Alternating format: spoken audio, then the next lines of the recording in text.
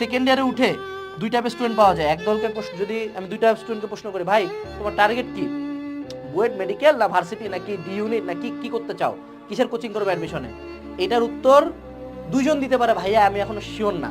একজন যে কোথাও চান্স পাবে না, কারণ বাজারে কমলা বেচবে, আর আরেকজন যে হলো তিনটাতেই চান্স পাবে। এই যে তিনটাতে চান্স পাওয়া পাবলিকের পার্সেন্টেজ কত জানো? 0.123401%। এটা হবে গোটা বাংলাদেশের হয়তো বা 100 জন মানুষজন, ম্যাক্স গেলে 500। তুই কি 500 জনের মধ্যে না, তুই হলে কারণ বাজারে যে কমলা বেচবে। তো এখন এই উত্তরটা দেওয়ার জন্য কি কোচিং করবো জানি না, এখন খুব ভালো মতো জানতে হবে আমার টার্গেট কি। যদি না জানো ভিডিও দেখা 7 ঘন্টার মধ্যে ফিক্স করে ফেলবা যে তুমি কি হইতে চাও লাইফে, কিসের কোচিং করবা। এবং 2 নাম্বার, এখনো যদি বই ফিক্স না হয়, হাজারি স্যারের বই এটুকু, ঘোষের বই এটুকু, লিঙ্কনের বই থেকে এটুকু, তারপর আরেকটুকু আরেকটুকু আরেকটুকু আরেকটুকু, পরীক্ষার আগের দিন ভাই ভাই কি পড়বো, এটাই বাস্তবতা।